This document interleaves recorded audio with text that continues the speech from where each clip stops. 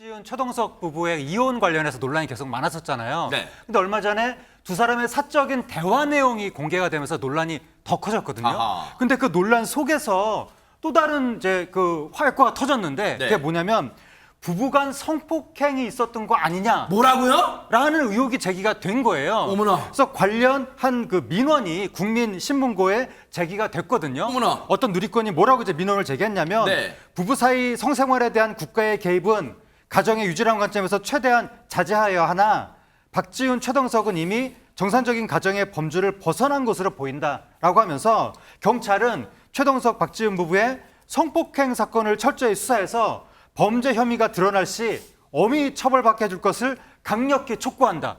이렇게 민원을 올린 거예요. 어머나. 그러니까 최동석 씨가 아내 박지훈 씨의 성적 자기 결정권을 본질적으로 침해했는지 여부 등을 따져볼 필요성이 있다. 이렇게 제기한 겁니다. 어머나 지금 두 사람 사이에요 하다 이제 막장 폭로전이 하다 진흙탕 싸움이란 표현이 하다 이제는 부부간의 성폭행 의혹까지 나오고 있는데 근데 보세요 지금 희한한 게요 허준 변호사님 당사자 간에 누가 뭐 고소한 게 아니라 지금 제3자가 국민신문고에 고발했다는 거예요. 근데 보세요. 뭘 근거로 두 사람 사이에 무슨 부부간 성폭행 이런 얘기가 나오는 거예요, 그러면? 지금 이 누리꾼 민원이 접수된 게요. 지난 18일입니다. 그런데 하루 전날인 지난 17일에 언론을 통해서 두 사람이 개인적으로 나눈 문자 메시지가 공개가 됐거든요. 어허. 이 내용을 보고 부부간 성폭행을 문제 삼아서 누리꾼이 민원을 제기한 상황인 거예요. 네. 최동석 씨가 어떻게 얘기를 하냐면 박지훈이 정서적인 외도를 했다, 바람을 피웠다 이렇게 주장을 하고 있고 박지훈 씨는 최동석이 너무 심하게 나를 의심하는 의처증 망상이다 이렇게 주장하면서 양측이 지금 다투고 있는 상황이잖아요. 그런데 두 사람이 그 문자 메시지를 나누었던 그 날도 계속해서 갈등이 이어지면서 말싸움 도중에 어떤 얘기를 나누냐면요. 네. 박지훈 씨가 최동석 씨한테 너는 애 앞에서 네 엄마가 다른 남자한테 뭐 꼬리 쳤어 하는 거 훈육이니 양육이니 이렇게 물어보니까 최동석 씨가 팩트지 사실이지 이렇게 대답을 하는 거예요. 그랬더니 박지훈 씨가 그거는 사실이 아니라 아이들에 대한 정서적 폭력이다. 폭력이야 이렇게 얘기를 하면서 잠시 여기서 끊을게요. 잠시만요. 허준 변호사님 보세요. 그러면 두 사람의 대화를 추정컨대 보세요. 너는 애 앞에서 지금 자녀가 둘이잖아요. 지금 두 사람 사이에 슬하에 네 엄마가 다른 남자한테 꼬리를 쳤어라고 하는 건 훈육이야 양육이야. 그러면 이거 미루어 짐작컨대 아이 앞에서 이 말을 입 밖으로 내뱉었단 말이에요. 지금 그러면 그러니까요. 그런 상황을 우리가 유추를 해볼 수 있는 거죠. 이 두 사람의 사태가 많은 사람들의 우려를 자아내는 가장 큰 이유 중에 하나는 어머나. 어쨌든 두 사람은 성인이지만 이 둘 사이에는 슬라이 일남 일녀 아이들이 있습니다. 그리고 이 아이들이 아주 갓난아기들이 아니란 말이에요. 이제 뭐 초등학생 되고 이런 나이기 때문에 네.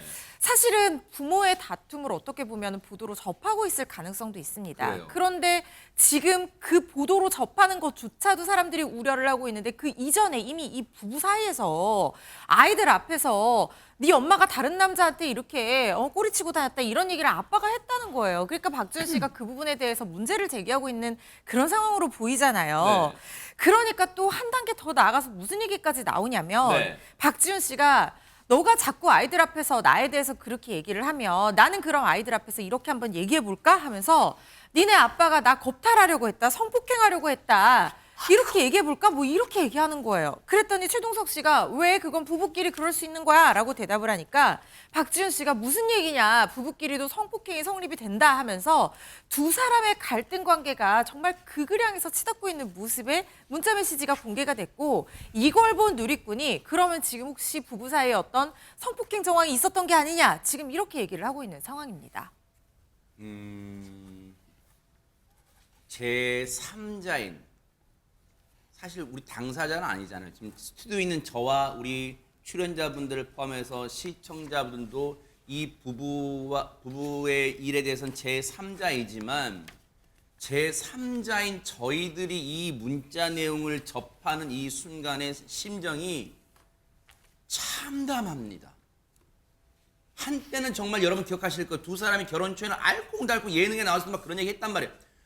그런 두 사람이 어쩌다 이 지경이 됐을까? 참담해요. 제3자인 저희들이 보기에도 어쩌다 아이들 앞에서 이런 말을 입 밖으로 내뱉을 수 있는 거예요? 엄마 아빠라는 사람들이? 그런데 보세요. 박성배 변호사님. 제3자인 어떤 민원인이 국민신문고에 두 사람의 문자 대화 오간 내용을 토대로 부부간 성폭행 의혹을 조사해 주세요라고 한다고 해서 그러면 경찰이 이걸 조사할 수 있고 들여다볼 수 있는 거예요? 이 민원은 현재 제주특별자치도 경찰청에 배정됐고 경찰은 사실관계를 확인한 후에 입건 여부를 결정할 방침이라고 합니다. 어허. 이 수사 의뢰는 누구나 할 수 있고 부부간에도 성폭행은 성립할 수 있습니다. 다만 수사를 개시하려면 어느 정도 혐의가 인정되어야 하는데 이 성폭행 존부를 판단하기에는 다소 섣부릅니다. 어떤 구체적인 사실관계 하에서 이와 같은 대화가 나왔는지 더 구체적인 정황이 뒷받침되어야 합니다. 예상컨대는 이 사건 수사 개시가 어려워 보입니다. 그 이유가 무엇보다도 물론 성폭행은 친고죄나 반의사 불벌죄가 아닙니다. 그렇지만 피해자로 지목된 박지윤 씨가 수사에 협조해 주지 않으면 수사 개시도 어렵습니다. 진술을 해주지 않는 경우에는 구체적인 정황을 파악하기 어려운데 박지윤 씨가 이 부분을 문제 삼을 예상이었으면 스스로가 이미 고소했을 가능성이 높고 아이들이 있는 만큼 문제 삼지 않을 가능성이 높습니다. 수사를 원하지 않고 진술도 하지 않겠다는 입장이라면 경찰로서도 입건할 만한 근거를 찾기가 어려운 사안입니다. 일단 두 사람이 나눈 문자를 아까 앞에부터 보여주세요. 왜냐하면 물론 이게 지금 두 사람 사이에 지금 이혼 소송 중이에요. 큰 줄기는 아닐 수 있지만 근데 보세요. 앞서 말씀하신 대로 추정컨대 최동석 씨는 아이들 앞에서 너희 엄마가 다른 남자를 유혹했다 그런 의미의 발언을 한 것으로 보여져요. 왜냐하면 박지윤 씨가 그랬잖아요. 너는 애 앞에서 이런 말을 한 게 훈육이냐 양육이냐 물었더니 그건 팩트야. 그건 사실이야 하니까 그건 정서적 폭력이야 라고 이미 발언을 한 것으로 유추가 돼요. 그런데 그 다음 내용 있잖아요. 그럼 내가 아이들 앞에서 얘기를 해볼까? 박지윤 씨 말이에요. 그럼 너네 아빠가 나를 성폭행하려고 했다. 즉 이런 말을 해볼까? 아니 말을 입 밖으로 꺼내지는 않았지만 이런 말을 해볼까 하니까 그때 최동석 씨가 그건 부부간에 그럴 수 있는 거야 라고 하니까 말도 안 되는 소리 하지 마. 부부간에서 성폭행이 성립해? 이런 대화가 오가는 걸로 지금 추정이 돼요. 그런데 보세요. 최진봉 교수님. 네. 두 사람이 이혼 소송 중에 이런 문자가 공개된 것도 지금 내용을 보면 시청자분들이 어머 세상에 두 사람 사이에 지금 이런 갈 때까지 가는 상황이야. 지금 이것도 지금 충격인데 보세요. 지금 최동석 씨는 최근까지도 모 방송 예능 프로그램에 나오고 있었잖아요. 네. 그럼 이건 어떻게 되는 거예요? 지금 현재 복귀한 지 4개월 정도 됐어요. 이혼 소송 중임에도 불구하고 방송에 복귀를 했었고 네. 복귀해서 방송 활동을 한 지가 4개월이 됐는데 지금 보시는 것처럼 이런 얘기가 오가고 격하게 충돌하는 모습이 보이면서 여론이 상당히 안 좋아집니다. 그러니까 프로그램을 제작하는 방송사나 제작진 입장에서는 자꾸 프로그램에 출연하는 출연자가 입방아에 오르고 사람들에게 비판적 여론이 형성이 되면 그게 방송이나 프로그램에 직접적인 영향을 미칠 수밖에 부담 많이 없잖아요. 되죠. 그럴 네. 수밖에 없죠. 그래서 하차를 요구하는 목소리가 커지다 보니까 결국 최동석 씨가 스스로 프로그램에서 하차를 결정을 했습니다. 네. 왜냐하면 본인 입장에서는 프로그램에 뭐 피해를 주고 싶지 않은 마음이 있겠죠. 본인으로 인해서. 그래서 긴 논의 끝에 출연 중이던 프로그램에서 하차를 결정했고 피해가 가지 않기를 간절히 바란다는 의사를 표명하면서 방송 복귀 4개월 만에 하차하고 당분간 시청자들 앞에 나서지 않기로 그렇게 결정을 했다고 합니다. 제가 오지랖 넓게 남의 방송사 프로그램에 이러쿵저러쿵 말할 자격은 없습니다만 좀 섣부른 거 아니었나 생각해요. 완전히 이혼한 상태도 아닌 상황에서 출연시킨다? 아무튼 그런 상황이었어요. 어쨌든 하차했어요. 그런데 보세요. 허준 변호사님 아직 지금 말씀드렸지만 두 사람이 이혼 소송 중이란 말이에요. 아직 남남이 된 게 아니에요 법적으로. 그런데 보세요. 이렇게 사생활 일거수일투족이 공개가 되고 있어요. 그리고 이러한 상황, 즉 두 사람이 문자로 나눈 그 대화 내용이 낱낱이 지금 만천하에 드러나고 있어요. 혹시 이게 두 사람이 앞으로 겪게 될, 이어가게 될 이혼 소송에 영향을 미칠 수 있어요, 없어요? 일단 재판부에서는 재판 중에 현출된 주장과 증거를 기초로 판단을 하고 뭐 언론에서 혹은 재판정 외에서 당사자들이 어떻게 다툼을 이어가는지에 대해서는 원칙적으로 고려할 수가 없습니다. 그렇지는 않지만 하지만 가정법원에서 재판을 진행을 해보면 재판부에서도 누구보다 아이들의 복리 이런 부분을 굉장히 걱정을 하시는 판사님들이 많거든요. 그래서 이렇게 부부가 각자 SNS를 통해서 서로를 힐난하고 이것들이 또 다시 뉴스 인터뷰를 통해서 보도가 되고 뭐 이런 부분들에 대해서 재판부에서도 이 사건을 상당히 주의 깊게 보면서 아이의 복리를 위한 선택이 무엇일지 그리고 위자료에 대한 책임은 어떻게 부여를 해야 될지 이런 부분에 대해서 아마 마음속으로는 걱정을 하시지 않을까 하는 생각은 일단 듭니다. 그리고 지금 최동석 씨가 약 18억 원 상당의 가압류를 신청했다는 보도도 나왔거든요. 이걸 통해서는 우리가 이 두 부부의 재산 규모가 얼마가 되는지 좀 유출을 해볼 수가 있습니다. 왜냐하면 이혼 재산 분할 같은 경우에는 보통 재산 분할에서 내가 판결금을 얼마를 지급받는다는 판결이 나오기 전에 재산 명의를 많이 갖고 있는 배우자가 재산 분할의 지급을 회피하기 위해서 재산을 처분할 수도 있잖아요. 그래서 그걸 예방하기 위해서 미리 보전 처분이라고 해서 이 재산을 처분하지 못하도록 묶어두는 절차를 거치게 되거든요. 그게 가압류군요. 그렇습니다. 그런데 그거를 뭐 재산이 예를 들어서 뭐 100억이 있는데 내가 100억 다 가압류해 주세요 한다고 해서 받아들여지지 않습니다. 실제로 지키고 싶은 재산 금액 상당을 액수로 특정을 하게 되는 것이고 네. 이 보전처분 재판부에서도 어느 정도 소명이 되는 부분까지만 가압류를 하도록 허용을 해주지 무한정해 주지는 않거든요. 그래서 최동석 씨가 18억 상당을 가압류를 신청을 했다라는 것은 두 사람의 혼인 기간이 한 10년 정도 되고 일남 일녀 자녀를 키우고 뭐 이런 여러 가지 객관적인 어떤 요소들을 봤을 때는 50대 50 기여도를 주장할 가능성이 높아 보여요. 그러니까 박준 씨 재산 규모가 한 40억 정도 되는 게 아니냐 이런 얘기가 나오고 있거든요. 실제로 압구정 아파트, 동대문 아파트, 제주도 빌라 다 박준 씨 명의로 되어 있는데 네. 결혼 후에 취득한 재산이기 때문에 재산 분할 대상으로 올라가 있을 가능성이 상당히 높다는 생각이 들고요. 아하. 실제 재판부에서 최동석 씨가 얼마만큼의 기여도를 인정받을 수 있을지는 소송을 거쳐서 결론을 받아봐야 됩니다. 이 대목에서 궁금한 게 있어요. 박성배 변호사님께 여쭤볼게요. 앞서 초반부에 나왔던 게 뭐냐면 애초부터 이제 이혼 소송 중에 나왔던 게 뭐냐면 최동석 씨는 박지훈 씨가 정서적 바람을 피웠다고 주장하고 있어요. 자, 그럼 이혼 소송의 본질로 와볼게요. 자, 이혼 소송이라는 것은 두 사람이 협의를 하기 어려워지는 지경에 이르렀잖아요. 그러면 이혼 소송 과정에서 즉 유책, 누구 책임이 더 큰가를 지금 밝혀야 되잖아요. 그러면 보세요. 최동석 씨는 박지훈 씨가 정서적 바람을 피웠다고 주장하는데 정서적 바람이라는 게 법조문에 나와 있는 어떤 그런 사유인가요? 뭡니까 이게? 정서적 바람이라고 따로 규정되어 있지는 않습니다. 그렇지만 민법에는 이혼 사유로 여러 가지 사유를 열거하고 있는데 그 중에 하나가 배우자의 부정행위라고 일컫고 있습니다. 네. 부정행위 안에 판례는 육체적 바람 외에도 정서적 바람도 포함된다고 반복돼서 판시해 왔었고 아마 이 사안에서 최동석 씨는 정서적 바람을 주장하고 박지훈 씨는 의처증을 주장할 것으로 보이는데 양측이 주장하고 제출하는 증거를 토대로 어떤 사람의 말이 더 진실에 합당한지를 재판부가 가려볼 것 같습니다. 그 과정에서 서로가 청구하는 부분이 있을 것입니다. 재산 분할 내지는 위자료, 나아가서 아이들의 친권과 양육권도 모두 다 맞설 가능성이 높은데 누구에게 유책 사유가 있는지에 따라서 누구의 책임으로 이혼에 이르는지 이혼 인연 과정에서 누구의 귀책 사유인지 분명하게 밝힐 가능성이 높고 이혼 재판은 판결로 가는 경우도 많지만 그 특성상 판결 직전에 조정으로 종결되는 경우도 많습니다. 어느 정도 사안이 규명된 이후에 한쪽에서 굳이 판결로 가서 내가 애초에 주장했던 재산 분할 등을 원하지 않는다는 의사를 밝히면 재판부가 누구의 잘잘못을 가리지 않고 조정으로 이 사안 자체를 끝낼 가능성도 높습니다. 박지훈, 최동석 부부의 이야기입니다. 자, 두 사람이 이혼 소송 중인 건 이미 널리 알려져 있죠. 네. 근데 점점 더 두 사람 간의 관계가 실타래처럼 꼬여가고 있다는 거죠. 그래서 그 갈등의 씨앗을 하나씩 차근차근 설명해 드릴까 하는데 네. 먼저 두 사람이 이혼 소송 중인 거 지난해 말에 시작됐으니까 이미 다 알고 있는데 이 와중에 서로에게 당신이 외도를 했다. 즉 당신에게 이 이혼의 책임이 있다면서 쌍방상간자 소송을 제기했다는 겁니다. 네. 그런데 돌연 최동석 씨가 이 소송이 알려진 직후한 방송을 통해서 이런 얘기를 했습니다. 그 내용을 보면은 이혼 소송보다도 이 쌍방상간 소송이 더 힘들다. 상대가 하든 안 하든 내가 한 소송은 취하를 하고 싶다는 입장을 냈다는 거죠.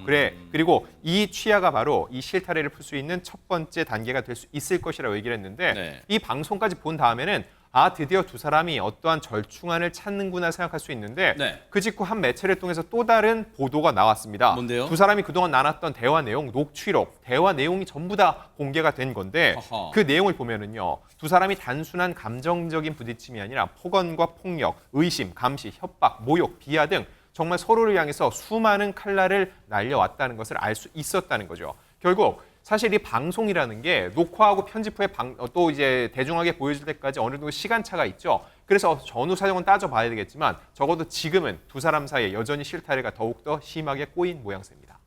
여러분, 물론 부부가 정말 죽고 못 살아서 결혼을 할 수도 있고 또 이혼을 할 수도 있죠. 근데 이혼을 하는 과정에서 보세요. 그 두 사람이 나눈 대화나 또 메신저 대화 내용을 보니까 와, 놀랍습니다. 그 내용 공개됐는데 아마 오늘 인터넷 기사로 이미 보신 분도 많으실 거예요. 근데 보세요. 그 내용들이 앞서 안진용 기자님이 읊어주셨지만 폭언, 폭력, 의심, 감시, 협박, 모욕, 비하. 아니 대체 어떤 내용들이 여기 담겨 있길래 이런 표현들이 나오는 거예요, 이담 아나운서? 몇 가지 주제를 갖고 계속해서 부딪혔던 걸로 보이는 상황들이 좀 연출이 됐는데요. 일단 저희가 본 내용 중에 대화 중에 아까 제목으로도 나왔던 정서적 바람이냐 아니면 의처증이냐 이걸 갖고 두 사람이 많이 싸웠던 것으로 보입니다. 실제로 남편 최동석 씨는 아내를 향해서 당신이 정서적 바람을 피우고 있다라고 얘기하고 있고요. 또 아내인 박지윤 씨는 남편 최동석 씨를 향해서 당신이 의처증인 것이다라고 이야기를 하고 있습니다. 저희가 내용을 좀 설명을 해드릴게요. 네네. 일단 이 대화 내용 안에는 두 가지 일이 지금 얽혀 있는데요. 네. 거래처 직원과 박지윤 씨가 뭐 커피 한 잔을 했다라는 내용과 또 거래처의 오픈식 모임에 참여했을 때 그때 사진과 관련된 내용들입니다. 네.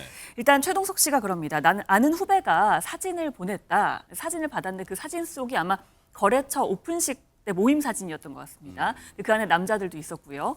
근데 이제 남자 만나고 있는데 괜찮아요, 형? 하면서 이제 아는 후배가 사진을 보냈다는 거예요. 그러니까 박지윤 씨가 내가 그 남자랑 데이트를 했냐. 이 거래처 직원이 퇴사하는데 고맙다고 인사해서 커피 한 잔 마신 거다. 근데 이걸 갖고 남자를 만나고 있다고 이야기를 하냐라면서 따져 묻습니다. 그러면서 박지윤 씨가요. 모임 사진에는 나만 있냐. 내가 술을 마셨냐. 밤이냐. 뭐 이렇게 물어보는 장면이 있는데요. 네. 이것 같은 경우에는 거래처 오픈식 모임 사진을 보고 얘기를 한 겁니다. 그러니까 낮이었고 그 모임 사진에 있었던 건데 그걸 갖고 왜 트집을 잡냐라고 이야기를 하는 것 같습니다. 그리고 다시 그 거래처 남자 직원과의 커피 타임을 갖고 이제 최동석 씨가 그 자리에 안 가면 안 되는 거냐라고 하니까 네. 박지윤 씨가 안 가면 안 된다. 라고 받아치고요. 남자인 게 문제가 아니라 그게 네 업무와 관련됐냐 안 됐냐의 문제다라고 하니까 박지윤 씨는 또 내 업무다. 일과 관련된 게 맞다. 라고 이야기를 하고요. 또 바자회는 그럼 네 일이냐? 그러니까 내 일이야. 라고 이야기하는 부분도 있는데요. 그러니까 바자회를 갖고도 아마 뭔가 갈등이 있었던 걸로 보입니다. 그 이후에 지금 땡땡이라고 되어 있는데요. 저희가 방송에서는 전해드릴 수 없는 욕설이 나오고 있습니다. 일단은 여기 거래처란 말이 이제 등장하니까 시청자분들 입장에서는 장윤민 변호사님, 박지윤 씨가 이제 프리랜서 아나운서이긴 하잖아요. 근데 무슨 어떤 개인적 사업을 하긴 하나 봐. 거래처란 표현은 이 일반적인 예를 들어 그냥 뭐 표현이 송구합니다. 뭐 가정주부, 전업주부가 네네. 쓴 표현은 아니잖아요. 그렇죠. 이제 공동구매 사업도 상당히 좀 활발히 하고 있기도 하고요. 이 두 사람이 나눈 뭐 이 메시지 내용들을 보면 가계 경제는 박지윤 씨가 상당히 좀 책임을 졌던 것 같아요. 그래서 아이들 학비, 생활비, 뭐 들어가는 모든 비용 같은 거는 이제 아내 박지윤 씨가 책임을 졌던 것으로 보이는데, 그러니까 사업을 하고 꼭 이제 비즈니스 파트너가 여성만 있을 리는 없잖아요. 그러니까 뭐 남녀를 불문하고 좀 많은 만남이 있었던 것 같고 네. 그걸 최동석 씨가 좀 탐탁치 않게 여겼던 건 사실이었던 것 같습니다. 네. 그런데 이 부분뿐만 아니라 또 박지윤 씨의 이성 문제가 이 두 사람이 이제 부부싸움을 할 때 계속 소환이 됐던 그런 흔적들이 또 남아 있기도 한데요. 이런 부분과 관련해서 남편인 최동석 씨는 어떤 육체적 관계나 뭐 이런 게 구체적으로 있지 않더라도 정서적인 교류도 이거 정서적인 바람이다. 이렇게 또 직격을 하는 부분이 있어요. 그래서 이게 또 남녀 간의 문제로까지 이제 좀 불편한 부분들이 있었구나라고 가늠되는 부분이 있고, 또 하나는 최동석 씨가 KBS 9시 뉴스의 간판 앵커였지 않습니까? 근데 갑작스럽게 또 하차하게 됐던 경위가 있어요. 그 당시에가 코로나가 워낙에 심하다 보니까 외출 자제 권고가 정부에서 내려진 상황이었거든요. 그런데 가족 사진, 가족 여행 사진이었어요. 이걸 박지윤 씨가 올렸었던 거예요. 그때 시청자들이 상당히 좀 불편함을 느끼시는 분들이 많았고, 이런 이제 코로나 국면이라서 맞습니다. 그렇죠. 네. 코로나 국면인데 가족 여행 가는 게 맞냐? 이 계속 뉴스 진행자로 남는 게 온당하냐라고 하면서 결국에는 하차를 했었어요. 그게 또 그 두 부부의 갈등의 골을 깊게 했던 것 같습니다. 네. 그 당시에 주고받았던 또 내용을 보면 네. 내가 앵커 자리에서도 쫓겨나고 지금 당신 때문에 제주도 내려와서 재취업도 못 하고 있는데 잠깐 천천히 볼게요. 맞습니다. 그러니까 장윤 변호사님, 그러니까 네가 사고, 그러니까 이게 아마 그 여행 간 사진을 올린 그걸 언급하는 것 같아요. 뉘앙스상 네가 네. 사고 치고 이것 때문에 앵커 잘리고 그 말인 것 같아요 지금. 예, 네. 원망의 감정이 잔뜩 실려 있는 것 같아요. 당신이 이런 사진을 올렸기 때문에 내가 앵커직에서도 하차를 하게 됐고 결국에 쫓기듯이 제주도 내려와서 살아서 이런 재취업도 못하게 만든 게 당신 아니냐. 근데 나는 감정적으로 너무 힘들어서 내가 우울증 치료 받는데 나를 그런 사람을 환자 취급을 한 게 말이 되느냐라고 했더니 박지윤 씨는 내가 그걸 문제 삼았던 게 아니라 당신이 너무 과도하게 의처증 증세가 있어서 그걸 갖고 환자라고 했던 거 아니냐라고 하면서 이게 망상이다라는 박지윤 씨 입장, 아니다 당신이 바람을 핀 건 정서적이든 뭐든 팩트다라고 하는 이 최동석 씨의 입장이 또 굉장히 맞섰다는 걸 또 보여줬습니다. 최지봉 교수님, 네.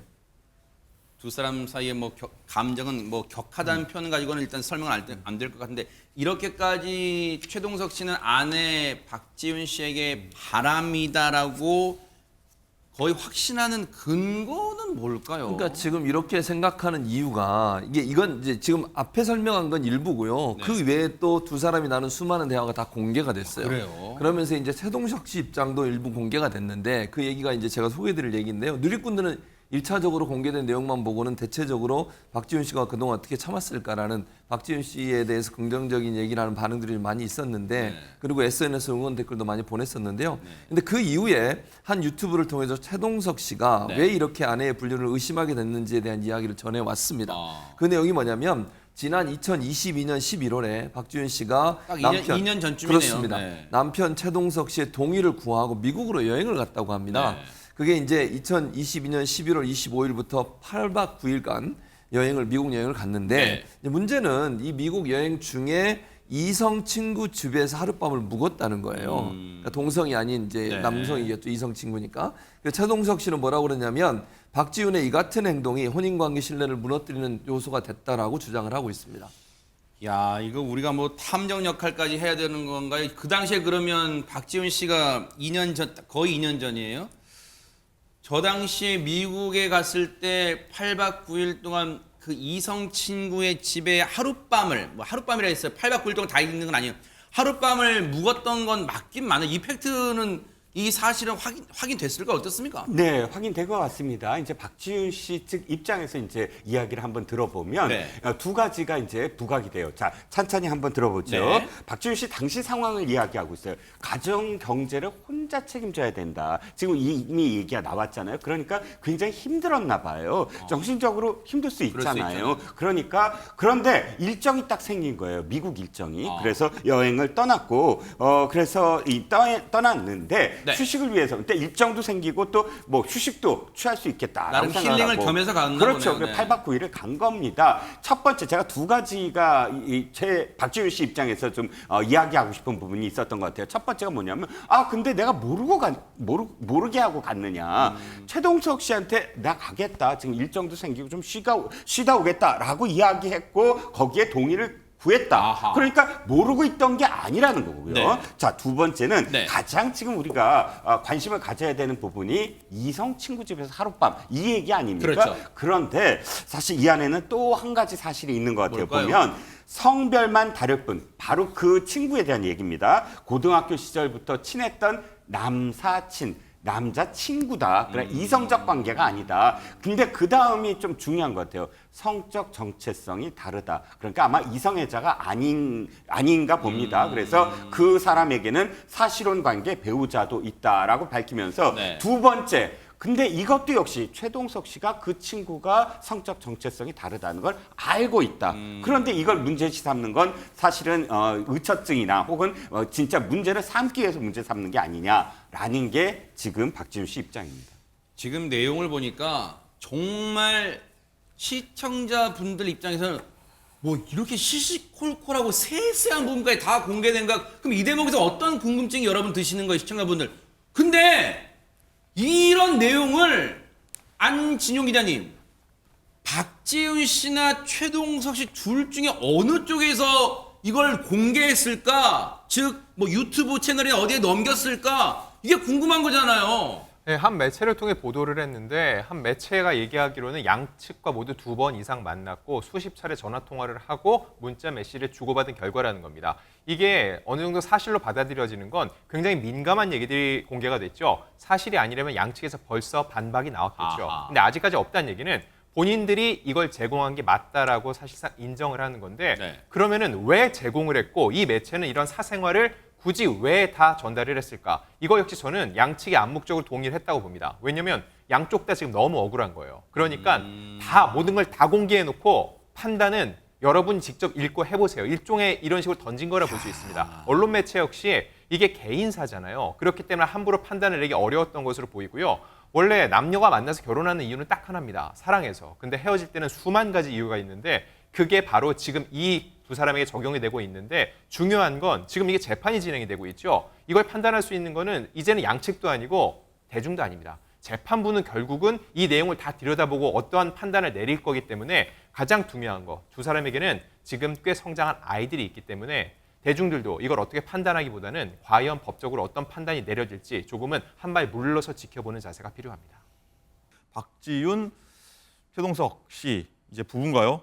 이 공방전 얘기 한번 볼 텐데 장관 기자 굉장히 시끄러운데 이 박지윤 씨가 이 남편이었죠. 이 최동석 씨가 제기한 이 상간자 소송 관련해서 입장을 냈어요. 뭐라고 했습니까? 네, 그렇습니다. 말씀하신 것처럼 참 인고 부부로 잘 알려졌었는데 박지윤 씨와 최동석 씨는 지금 서로 상간녀, 상간남 소송을 진행 중이죠. 자, 혼인 상태에서 각각 상대방이 바람을 피지 않았냐는 건데 박지윤 씨는 이에 대해서 언론과 인터뷰를 통해 최동석 씨가 자신에게 한 이 상간남 소송은 정말 비열한 짓이다라고 언급을 했습니다. 자, 박지윤 씨는 결혼 생활 중에 나는 외도를 절대 한 적이 없고 자신의 지금 상간남으로 지목된 남성도 사실은 그럴 수가 없는 사이라는 걸 최동석 씨가 더 잘 알고 있다라고 했습니다. 사실 그동안 많은 분들은 박지윤 씨가 뭔가 잘못을 한 게 아닐까라는 생각을 하신 분들이 많았을 거예요. 왜냐하면 최동석 씨가 자신의 SNS에 바람 피운 여성에겐 돌아가지 않는다. 뭐 이런 글을 올린 적이 있었거든요. 그래서 그걸 보고 많은 분들이 이제 유추를 하는 거죠. 박지윤 씨가 혹시 외도를 한 건 아닐까? 이렇게 생각을 했는데 박지윤 씨는 이에 대해서 좀 언급을 좀 자제를 해왔습니다. 자, 뿐만 아니라 이제 박지윤 씨를 이제 저격하는 글이 좀 박지윤 씨를 저격하는 게 아닌가 의심케 하는 글들을 최동석 씨가 또 이외에도 여러 차례 올렸거든요. 자, 그래서 박지윤 씨가 나를 마치 외도한 사람처럼 됐는데 최동석 씨에게 이에 대해서 불만을 제기를 했다고 합니다. 그러니까 최동석 씨는 당신이라고 내가 말을 한 적 없다. 이거는 그냥 명언을 올린 건데 왜 그렇게 말을 하냐라면서 오히려 좀 반문했다고 좀 억울해했습니다. 하지만 박지윤 씨가 이 억울했던 마음을 언론에다가 먼저 알리지 않았던 건 이런 기사가 또 나게 되면 아이들이 상처받을까 봐 말을 못했다고 하는데요. 네. 오히려 아이들이 엄마도 화가 날 텐데 엄마는 왜 이에 대해서 좀 해명을 안 해? 이러면서 좀 오히려 박지윤 씨에게 좀 되물었다고 합니다. 네, 저희가 이 사이가 좋았던 시절의 모습을 저희가 쭉 보여줬는데 어떻게 지금 이렇게까지 진흙탕 싸움이 됐나 좀 안타깝긴 한데 자 양진희 변호사님 이런 상황에서 이 두 사람이 SNS에다가 이런 글을 올립니다. 이 공동구매 그렇죠. 나란히 올리고 있어서 또 이거를 어떻게 봐야 될지 뭐 생기를 위해 어쩔 수 없는 건지 어떻게 보십니까? 이거를 보는 사실 대중의 시각이 좀 엇갈리는 것 같아요. 왜냐하면 본인들이 지금 주 수입원이 어쨌든 방송 활동도 하기는 하지만 이렇게 공동 구매를 하면서 어쨌든 본인의 팔로워들에게 물건을 팔고 이것이 주 수입원으로 볼 수가 있기 때문에 뭐 이혼을 한다고 해서 이런 것까지 아예 막아야 되느냐라는 여론도 있는 것이고요. 반면에 사실 본인들이 이렇게 SNS 활동을 활발하게 한다라는 것은 그만큼 대중과 여러 언론이라든지 집중을 하고 있다라는 것인데 그러한 상황을 계속해서 야기하는 그런 좀 상황이거든요. 그러다 보니까 대중에게도 굉장히 좀 피로감이 느껴질 수도 있겠고 그리고 이제 대중이 사실은 더 앞서서 이 아이들을 걱정하는 상황이 됐어요. 네. 이렇게 주목도가 높아질수록 아이들에 대한 사실 관심이라든지 소식도 함께 나오게 되는데 그 부분에 대해서 좀 우려를 하는 시각도 있거든요. 그런 만큼 이 두 사람이 조금은 지금 너무 진흙탕 싸움으로 흘러가다 보니까 좀 자중해야 되는 시기가 아닌가라는 생각도 개인적으로 해보고요. 네. 본인들에 대한 상간녀, 상간남 소송이 지속되는 그 와중에서도 공고 일정을 알려드립니다. 뭐 감사합니다. 라면서 본인의 물건을 홍보하고 이런 글들이 계속 올라오는 것은 사실상 대중이 보는 시선에서도 굉장히 좀 이미지에 타격을 입을 수도 있겠다라는 생각도 해봅니다. 네, 이런 모습을 보면서 뭐 팬들은 사겠지만 또 어떻게 바라보면서 구매를 할까 이런 생각도 드는데 어쨌든 뭐 서로 입장이 첨예하기 때문에 뭐가 맞는지 모르겠습니다. 상간자 소송, 맞소송인데 어쨌든 가장 좀 피해는 걱정은 아이들 아니겠습니까? 또 대중 이걸 또 바라보는 대중도 사실 굉장히 피로감이 있고요. 그렇죠. 그런데 상황이 이 정도로 흘러온 만큼 두 사람이 결코 뒤로 물러설 가능성은 없다라고 보입니다. 서로가 이 상간녀, 상간남 소송이 얼마나 자극적인 단어이고 네. 그리고 이것을 만약에 제기했을 때 외부로 알려질 가능성은 충분히 고려가 됐다라고 봅니다. 그럼에도 불구하고 이렇게 그러한 모든 과정을 불사하고 소송을 제기했다라는 것은 그만큼 두 사람의 감정이 골이 깊고 한 발짝도 물러설 마음이 없다라는 것을 대변한다라고 보이고요. 사실은 박지훈 씨 같은 경우에는 이 최동석 씨가 이 이혼 후의 생활을 소재로 하는 그런 방송에 출연을 했는데 네. 방송사에까지 지금 내용 증명을 보냈거든요. 오. 그러면서 본인이라든지 아이들이 방송 콘텐츠의 소재가 되는 것이 굉장히 불쾌하다라는 취지로 방송을 안 했으면 좋겠다라는 취지겠죠. 이렇게 이제 글을 이렇게 보낸 적도 있기 때문에 사실상 이 격가지의 소송들이 더 늘어날 수도 있겠다라는 생각도 들고요. 그만큼 대중들의 좀 피로감은 높아지겠다 싶습니다. 계속해서 이어지겠군요. 아나운서 동기로 만나서 결혼까지 꼬린을 했던 최동석, 박지윤 두 사람 이제 남남이다라는 거는 많이 아실 텐데요. 아하. 그런데 법적으로는 아직 아닙니다. 어허. 박지윤 씨가 지난해 10월 이혼 조정 신청서를 제출을 했습니다. 하지만 조정이 결렬이 됐죠. 그래서 지금 이혼 소송으로 간 상태인데 그거 아직 이혼된 게 아니에요? 그렇습니다. 아직 소송 중입니다. 근데 뒤늦게 알려진 사실입니다. 이번에 새롭게 알려진 사실은 지난 6월에 박지윤 씨가 한 여성을 상대로 손해배상 소송을 걸었다라는 겁니다. 어허. 그 여성은 누구냐? 그러니까 최동석 씨와 부적절한 관계를 맺은 상간녀다라고 지목을 하면서 어머나? 상간녀, 상간자 위자료 청구 소송을 박지윤 씨가 제기를 한 거죠. 어머나 어머나 어머나.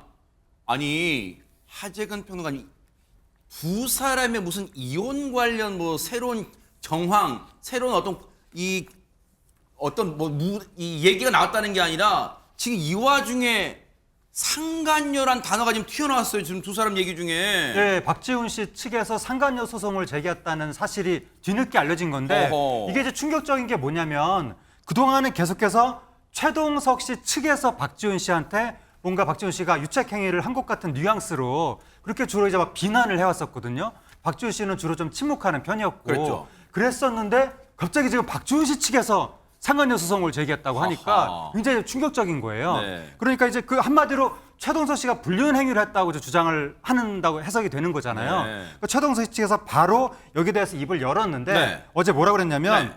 저의 지인이 박지훈 씨로부터 소송을 당한 건 맞다. 하지만 결혼 생활 중에 나는 위법한 일은 절대 없었다.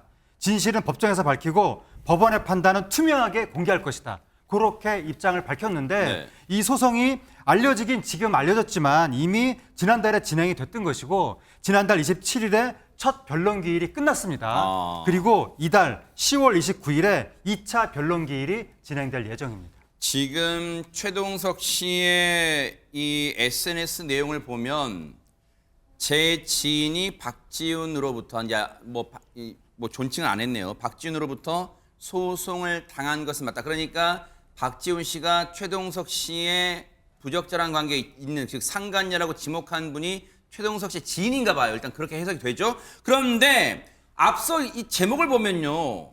안진용 기자님, 쌍방간의 상간 소송 이렇게 달려 있었잖아요. 이건 대관님 무슨 말이에요? 네, 바로 지난달 30일 최동석 씨가 박지윤 씨를 상대로 해서 똑같은 소송을 제기했기 때문입니다. 한 남성을 상대로 상간자 위자료 청구 소송을 제기를 했는데 박지윤과 이 남성의 부정행위로 혼인이 파탄났다는 주장인 겁니다.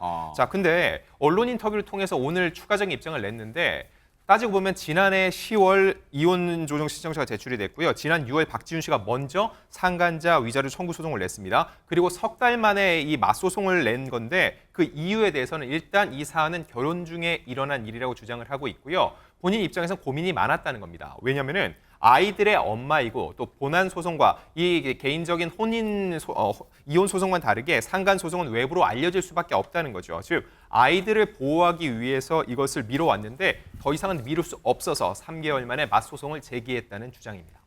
사실 하재근 평론가님, 두 사람이 뭔가 불협화음, 뭔가 불화가 있는 것처럼 보일 때도 그때 왜 이럴까 걱정하는 수준이었다면 그런데 이혼 조정 신청까지 이혼 소송까지 가고 하는 걸 보면 진짜로 뭐가 있나 봐. 그때 많은 사람들이 궁금했는데 결국은 터질 게 터졌다고 지금 두 사람이 양측이 아직은 부부잖아. 이혼된 게 아니니까. 네. 서로가 서로를 상대로 지금 가정 파탄에 책임이 있다고 지금 부적절한 행동으로 지금 이러고 있는 지경까지 이르렀네요. 지금 그렇게 된 거예요. 이혼을 할 때 하더라도 단순히 뭐 성격 차이 이렇게 이혼하는 거하고 무슨 뭐 상간자, 불륜 이런 키워드가 등장하는 거는 완전히 그 이미지에 하늘과 땅의 차이가 있는 건데 네.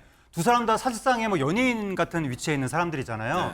이미지에 굉장히 크게 어쩌면 위해가 될 수도 있는 네. 그런 싸움을 지금 시작하게 된 겁니다. 이게 이제 여러 매체에서 보도가 되니까 네. 바로 두 사람이 입장을 냈거든요. 그래요? 네. 일단 박지연 씨가 뭐라고 입장을 냈냐면 오늘 입장을 냈습니다. 네. 해당 소송 내용은 그러니까 이 최동석 씨가 낸 소송은 전혀 사실 무근이다. 소송이 성립될 수 없다는 걸 알고 있으면서도 이를 제기한 것이다. 그렇게 입장을 냈습니다. 근데 최동석 씨도 비슷한 입장을 낸 거예요. 박지훈 씨가 낸 소송은 성립이 안 된다.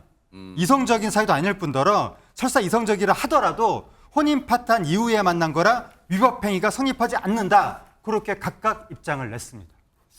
이야, 아니 그러니까 이게 시청자분들이 듣기에는 뭔가 최준현 변호사님, 당신의 소송은 소송 자체가 성립이 안 돼라고 하면서도 뭔가 서로가 서로를 상대로 소송을 냈어. 그러면 소송을 낼 때 우리가 보통 상식적으로 그 소송을 뒷받침할 만한 뭐 증거 뭐 그런 게 있어야 되는 거 아니에요? 그렇습니다. 우리가 소장을 내면은 청구 취지라고 해서 피고는 원고에게 예를 들어서 뭐 위자료로 5천만 원 달라. 그리고 밑에는 언제 어디서 부부인데 외간 남자 만났다, 외간 여자 만났다. 그래서 불법행위다라고 하면서 제일 밑에는 갑제 1호증 뭐 이런 식으로 해서 그런 사진이라든가 증거를. 그런 부분을 내는 것이죠. 그런데 지금 소장을 봤더니만 그와 같은 주장만 있었지 뒤에 입증할 자료가 있었는지 여부가 지금 아리송한 그런 사건인 것 같습니다. 그런데 양측의 의견이 비슷한 것 같으면서도 살펴보면 조금 달라요. 그래요? 뭐냐면은 네. 박지윤 씨 같은 경우에는 네. 지금 최동석 씨의 어떤 상간남 청구 소송에 대해서 나는 그런 사실 자체가 없다.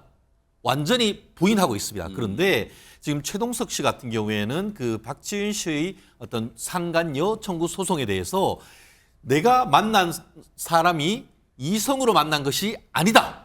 다만 이성을 만났다 하더라도 그것은 혼인이 파탄된 이후에 만난 것이지 파탄 전에 만난 건 아니기 때문에 위자료 청구 소송이 인정이 되지 않는다라고 해서 사뭇 조금 결이 다릅니다. 그렇기 때문에 결국 그 소송은 입증을 해야 되는 것인데 저는 뭐 그냥 제3자 입장으로 말씀드릴게요. 단순 부인을 했는데 최동석 씨가 이 박지윤 씨의 이른바 상간남 관련되는 증거를 뭔가를 낸다고 하면은 그 사건에서도 소송이 성립되지 않는다고 볼 수 없죠. 그런데 최동석 씨 같은 경우에는 뭐라고 하냐면은 사람을 만난 것은 인정을 해요.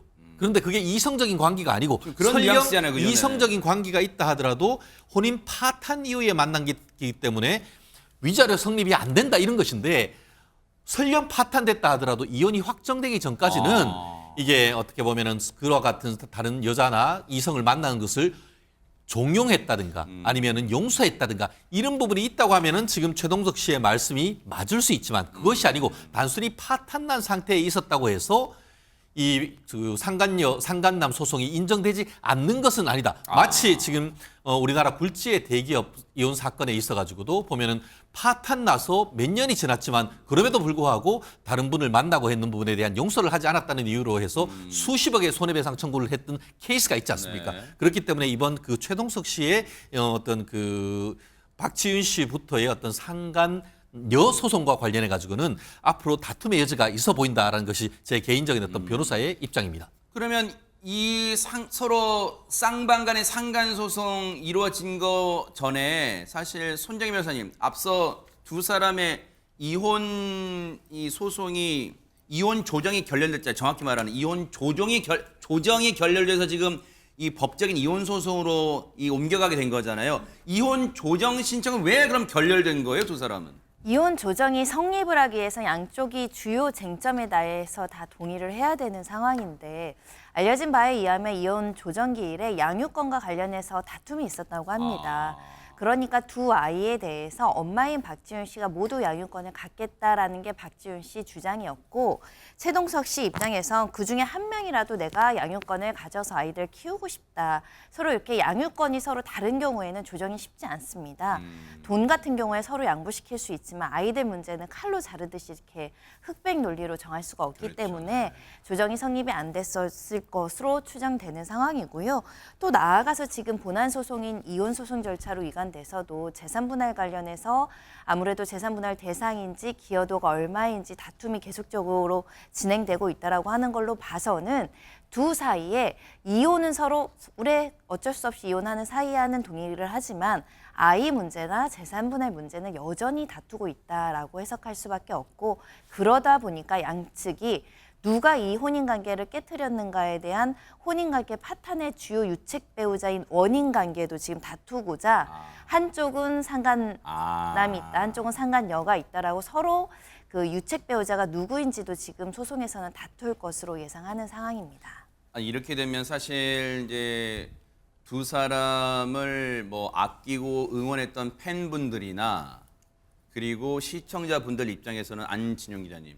앞서 뭐 박지윤 씨 SNS도 잠깐 이렇게 나왔습니다만 물론 아이들 얼굴은 저희가 뿌옇게 처리했습니다만 주변에서 이 상황을 바라볼 때 안타까워하시는 분들이 많을 것 같아요. 왜냐하면 특히 아이들도 지금은 이제 이 발달 정도를 보면 이제 상당히 돌아가는 상황을 알 정도의 나이는 된 것 같은데 아이들이 혹시나 지금 2명인데 서로 뭐 양육을 나눠 하네 어쩌네 이런 지경까지 이르면 결국 아이들이 상처를 받을까 걱정하시는 분 많으실 것 같아요. 맞습니다. 대중들도 그 부분을 굉장히 우려하고 있고요. 그래서 이 사안은요, 두 가지로 나눠서 봐야 됩니다. 일단 혼인관계가 파탄난 부부로서 두 사람은 서로 다른 주장을 하고 있죠. 이제 주장만 있고 입증은 없습니다. 근데 이게 뭐 제3자 가사 사건이기 때문에 경찰이나 검찰이 개입하는 것도 아니고 본인들이 입증해야 되거든요. 스스로 입증해서 재판부의 판단을 받을 때까지는 최대한 침묵을 지키는 것이 오히려 좋을 거라 생각하고요.